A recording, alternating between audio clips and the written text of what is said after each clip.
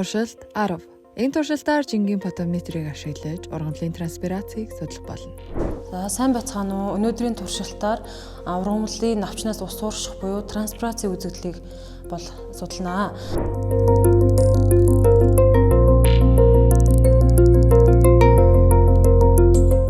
Туршилтанд ойролцоо хэмжээтэй нэг төрлийн ургамлын дөрвөн ширхэг мөчөөр электронжин, ургамлын тос, ус, дөрвөн ширхэг шил аяг хэрэгтэй. Өөрөөр орчны транспирацийн эрчмийг судлах гэж байгаа учраас чиглэг орчныг бүрдүүлэхийн тулд гэлгарууд, ус шүшигч, гэрэлтэй орчныг бүрдүүлэхийн тулд ширээний гэрэл, салхитай орчныг бүрдүүлэхийн тулд сенс ашиглана.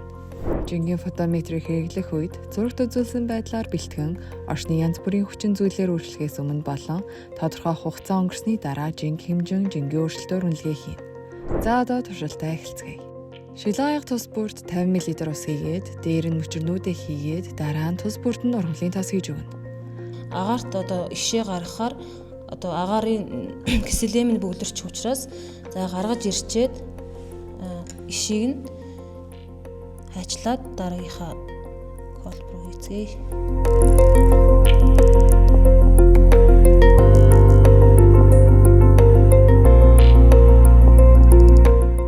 Бүх колбнуудаа тус тусаана.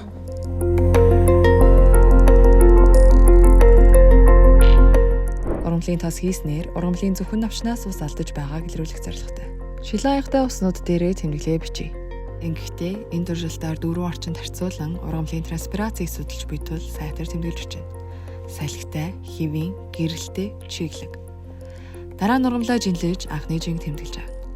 Туршилтын дөрвөн ялгаатай нөхцөлд зориулан урьдчилан шивтэн колбонд бэлтгэсэн устай ургамлуудын анхны бодит жингүүд хоорондоо бага зэргийн зөрүүтэй байх тул бүгдийг нь ижил хэмжээсээр үнэлэхийн тулд 100% гэж үзнэ. Бэлтгэсэн ургамлуудаа салхитай, хэвийн, гэрэлтэй, чиглэг орчинд 60 минут байлгаад дахиад жинлэж авъя. Дөрөв нөхцөл тус бүрийн анхны бодит жинг 100% гэж үзээ түүнтэй харьцуулан 1 цагийн дараах жингийн өөрчлөлтийг хувиар тооцно. Туршилтын үр дүнг харвал сенстэй буюу салхитай орчин 0.35% буюу хамгийн хувиар ургамлын жингээ алдсан байна. Ширээний гэрэл буюу гэрэлтэй орчинд 0.24%, тасалгааны температур буюу хэвийн орчинд 0.8% ус алдсан. Чиглэг орчинд 0.8%-аар жин өссөн үр дүн гарсан байна. За тэгэхээр салхитай болон гэрэлтэй орчинд транспирац илүү явагддаг нь батлагдж байна.